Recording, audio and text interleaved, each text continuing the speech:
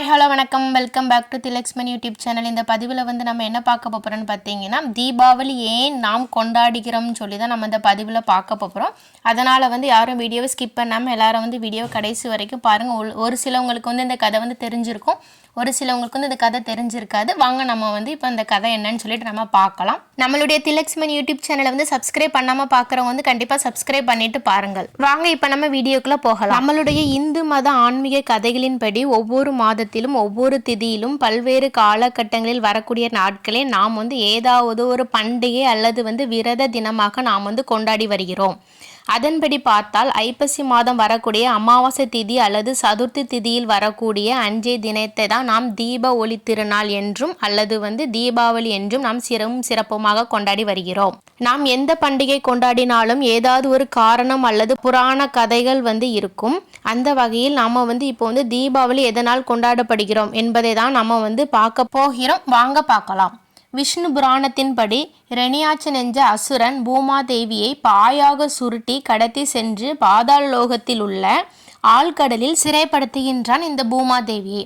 அதுக்கப்புறம் பார்த்தீங்கன்னா இந்த பூமாதேவியை காப்பாற்றுறதுக்கு வந்து யார் வரான்னு பார்த்தீங்கன்னா மகாவிஷ்ணு வந்து தச அவதாரங்களில் ஒன்றாக வராக அவதாரம் எடுத்து பாதாள லோகம் சென்று இரணியாட்சனை வதம் செய்து பூமாதேவியை வந்து மீட்டெடுக்கின்றான் இந்த மகாவிஷ்ணு. அச்சமயத்தில் மகாவிஷ்ணுக்கும் பூமாதேவிக்கும் குழந்தை ஒன்று பிறக்கிறது. அந்த குழந்தையின் பெயர்தான் இந்த நரகாசுரன்.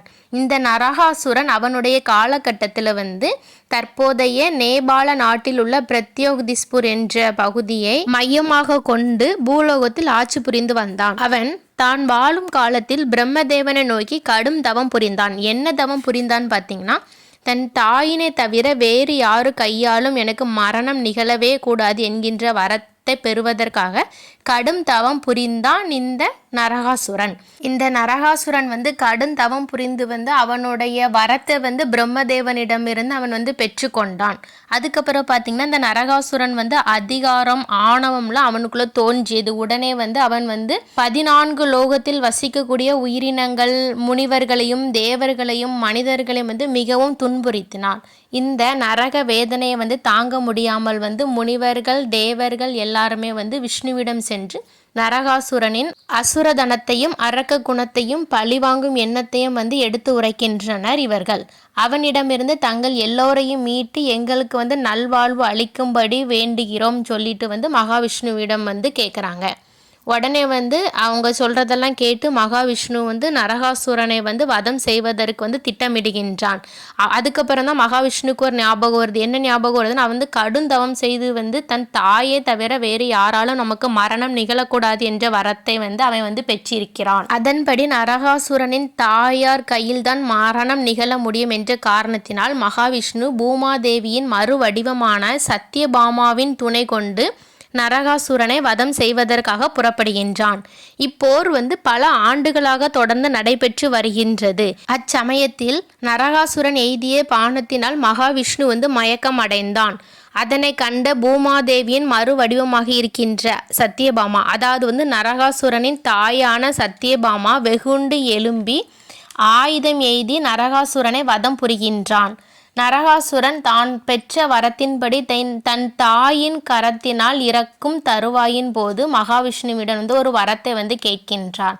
அது என்ன வரன்னு பார்த்தீங்கன்னா, நான் வாழும் காலங்களில் தேவர்களுக்கும் மனிதர்களுக்கும் மற்ற உயிரினங்களுக்கும் பல துக்கங்களையும் கஷ்டங்களையும் நான் கொடுத்துள்ளேன். அவர்கள் வந்து படும் கஷ்டத்தை பார்த்து நான் மிகவும் சந்தோஷப்பட்டு இருக்கின்றேன். அதனால் நான் இறக்கின்ற இந்த தருணமானது எனக்கு வந்து மிகவும் துக்கமானது. ஆனால் என்னால் கஷ்டப்பட்ட மனிதர்கள், தேவர்கள், உயிரினங்கள், முனிவர்கள் எல்லாரும் வந்து அவர்களுக்கு வந்து சந்தோஷமான நாளாக அமைய வேண்டும்.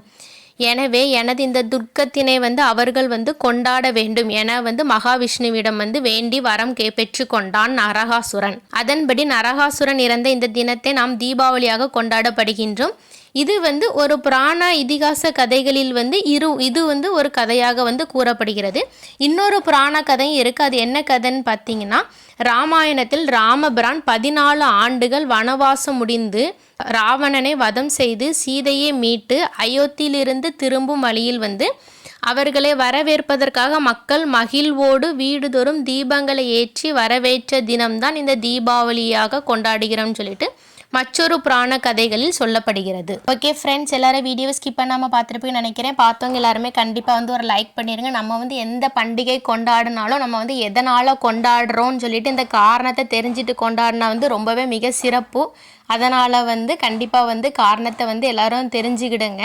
இந்த வீடியோஸ் உங்களுக்கு பிடிச்சிருந்தால் லைக் பண்ணுங்கள், ஷேர் பண்ணுங்கள், சப்ஸ்கிரைப் பண்ணுங்கள். தேங்க்யூ ஃபார் யுவர் வாட்சிங். இனி அடுத்து இதே மாதிரி ஒரு நல்ல பதிவில் சந்திக்கலாம். நன்றி, வணக்கம்.